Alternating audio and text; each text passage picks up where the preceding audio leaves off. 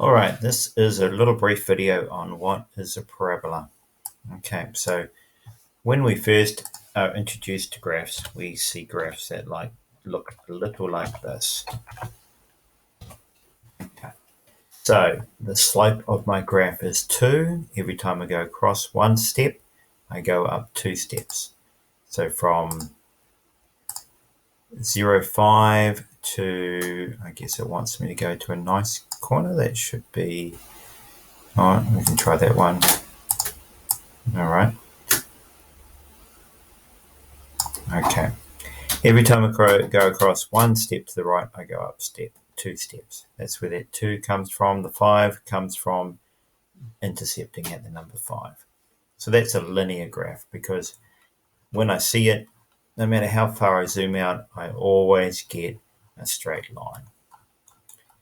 Okay, but we are stepping up this year and we are doing other graphs. Let's have a look at this one. We call this a parabola because we have a power going on here. Y equals x to the power of 2. So if I'm looking at this graph, let's zoom in a little bit here.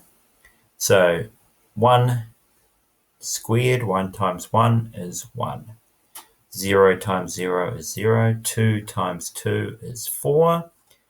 Negative 1 times negative 1 is 1. Negative 2 times negative 2 is 4. So I get this parabola, or what we call a U-shaped graph, because it looks like a great big letter U. Now, there's different ways of doing this. If you did algebra last year, you'll remember maybe some equations that look like this. X plus 2, close my brackets, open another, oh no, we don't want to do that. Close my brackets, open up another set of brackets, x minus 3. Okay, so here is another parabola. It's called in the factorized form because we put it inside brackets. This and this give us the place of the 2 roots of the equation, where it crosses the x-axis. What number makes this bracket equal to 0? Minus 2. Minus 2 plus 2, 0. What number makes this bracket equal to 0? Positive 3. Turn that one off for a moment. Positive 3. So it goes through positive 3 and negative 2. Comes all the way down to about 6.5 before traveling up again. Again, as I zoom out, I can see it looks very U-shaped, or it is a parabola. And there's one other way of doing a parabola.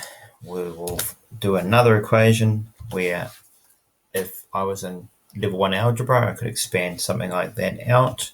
Let's do a different one. X to the power of 2 plus 5x minus 6. Okay, so there is another parabola. I'll zoom out a little bit so I can see the bottom of my parabola. Now this one goes through negative 6 and 1. If I was to factorize this, I'd get x minus x plus 6, x minus 1 being my 2 brackets that would make up this graph. So I've got a nice U-shaped going on again. That's what it looks like. So if you wanted to practice these, use this program called Desmos, put in some of the equations that you've been given, and see what a parabola looks like.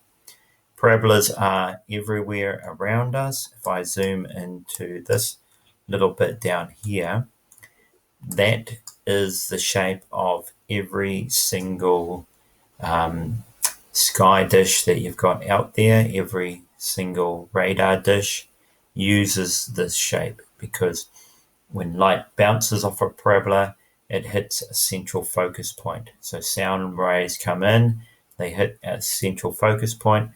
It comes down to our main aerial that goes off and then into our television or into our radios. So a parabola is incredibly useful. If I was to put a light bulb here, I would get an old-fashioned headlight. The light would bounce straight back out from the central point. So we call those parabolas. I hope that helps. Try the exercises and see how you go.